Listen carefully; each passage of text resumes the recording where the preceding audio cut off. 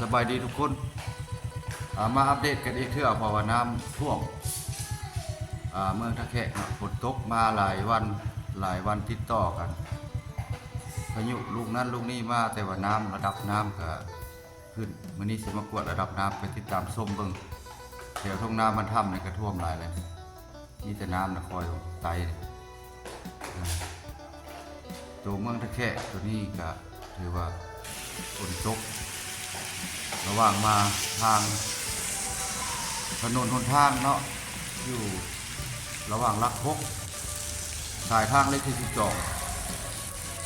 การยากเป็นการยุ่งยากค่อยไปค่อยมาค่อยระวังรถหลายเนาะเพราะว่ารถขนส่งรถบรรทุกต่างๆก็คือเห็นภาพน้ำกันนี่แหละเนาะติดตามเบิ่ง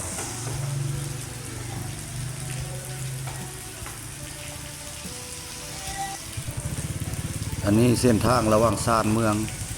ออกจากตัวเมืองตะแคกลงไปคือคอยลักซี่ตัวนี้ก็เป็นลักพกสายทางเลขที่12นี่ก็ค่อยไปค่อยมาสัญจรเพราะว่ารถบรรทุกเที่ยวหลายเนาะยุ่งยากฝนตกทางกายากรถติดหลายตัวนี้ก็หน้าปั๊มน้ำมันลักพกดงม่วงไข่รถใหญ่รถบรรทุกก็แล่นหลายเนาะทางก็อยากเปเนาะเริ่มเทไปตรงกำลังโปรแปลงมาแต่วางมือเพื่อกยุด ขอโทษขออภัยพี่น้องกำลังฮอดสี่แยกเนาะด้านแต่ว่าปีนี้ถ้าว่าฮอดพี่กสิไข่เนาะแต่ค่อยไปค่อยมารถบรรทุกกระเที่ยวหลายสัญจรไปมาก็เห็นความยุ่งยากจักหน่อยเพราะว่าเส้นทางส่วนมากก็แม่น้ำปั๊มน้ำมันหรือว่าลักพกเฮานี้ลงมกไข่ทะแขกเมืองทะแขกแขกขมวนเอาสายทางเลขที่12ลงคอยลักซี่ขึ้นมาเนี่ยรถติดบางครั้งก็ติดรถบรรทุกเที่ยวเส้นนี้หลายเนาะก็ทางก็เห็นในทางที่ว่าเปื้อนเปื้อรถจักรเอาไปก็เราได้ระวัดระวังอันนี้ได้อัปเดตให้กันเบิ่งเนาะทางเมืองตะแขกแขกขมวนเอาตัวนี้เบาแปลงกันยังจี้รถบรรทุกแล้วมันภาพกระวุกว่าขอโทษขออภัยเนาะกล้องระบบกันสั่นพอดีมันมีกลุ่มหลายพี่น้องบางคนก็ถ้าว่าฝนตกก็ให้ระวัดระวังขี่รถจักรเพราะว่ามันสีแนมบ่เห็นเนาะเพราะว่ารถกลุ่มมันเลิกหลายเนาะรถน้อยรถใหญ่กับภัยรถน้อยกับภัยรถใหญ่ค่อยไปค่อยมาล่ะพี่น้องเนาะตัวนี้หน้าของเรือลักพกหลวงมุงไข่หรือว่ากองผลิตหินแต่ก้อนนั่นน่ะเป็นโรงงานกองผลิตหินย่ำหินเนาะทีนี้เพิ่นย่าแล้วต่อไปอาจจะมีเฮ็ดตลาดเนาะแต่ว่าต้นลายกระวิดปั๊มน้ำมันนี่ก็ไข่แล้วเนาะทางก็ได้เพิ่นก็เร่งสุดขีดแต่ว่ามันผลนี่ตกตลอดเฮ็ดทางเพิ่นก็อยากเฮ็ดขึ้นมาฮอดพี่แหละมาจอดกันอยู่บนทางสี่แยกไฟแดงนี่แหละกำลังบุกเร่งมือเพราะว่ามือแดดก็เพิ่นจะเฮ็ดต่อเนาะระหว่างตัวเมืองตะแคกบนกระโต๊ะ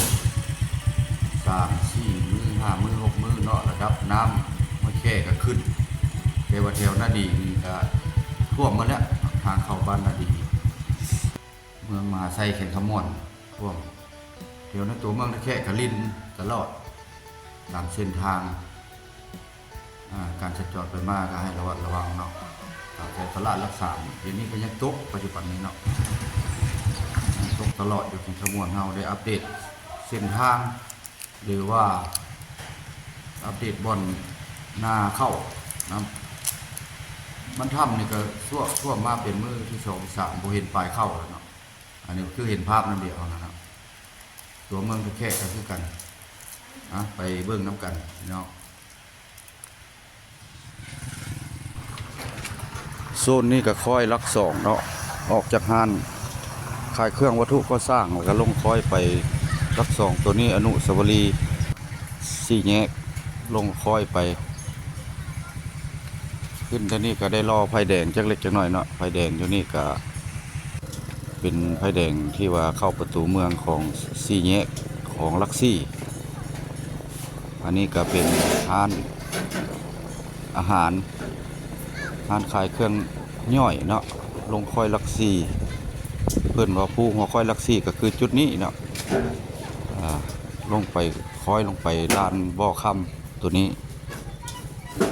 กะไข่หนทางยังไข่หน่อยหนึ่งลงค่อยไปพุ่นเรื่อย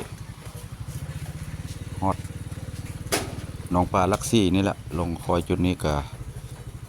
เส้นทางโน้นตัวนี้ก็ได้ระวังขุมยักมื่นเล็กๆน้อยๆเนาะตัวนี้ก็คือกันนี่ก็แม่นลานบ่อค่ำบ่อนรถบรรทุกที่ว่าจอดบ่อนลงคอยไปอยู่นี่ลงไปนี่จะมีบ่อนขายลงศพเนาะก็ได้ระวังทางบูบาแถวนี้แหละพี่น้องคลิปนี้ก็ได้อัปเดตเนาะอัปเดตเส้นทางหรือว่าในตัวเมืองตะแคร่ฝนตกมาตลอดเนาะเราเปลี่ยนกับบ่ได้ลงคลิป 2-3 วันเพราะว่าบ่มีโอกาสสิได้ไปถ่ายเพราะว่าเที่ยวหัวแค่นี่ก็คนหาปูหาปลาหลายเติบน้ำขึ้นหรือว่าไข่มองก็บ่ค่อยได้เป็นภาคส่วนเพราะว่ามันกระจายน้ำเห็นแต่เจ้าไส้ก็บ่ได้ไปไหนเนาะก็พอได้อยู่ได้กินพี่น้องเนาะคลิปนี้ก็ได้เนาะมาอัปเดตสถานการณ์ในตัวเมืองตะแคร่ให้สิเป็นทางนอกและทางในเนาะเอามารับชมก็ให้อยู่ดีมีแห้งสุขภาพเข้มแข็งแข็งแห้งเนาะพี่น้องในคลิปทางซ่องบ่แปลงวรรณาในอัปเดตสิได้ภาคเข้าเป็นกำลังใจหรือว่าติดตามกันไว้หรือสิได้อัปเดตให้เบิ่ง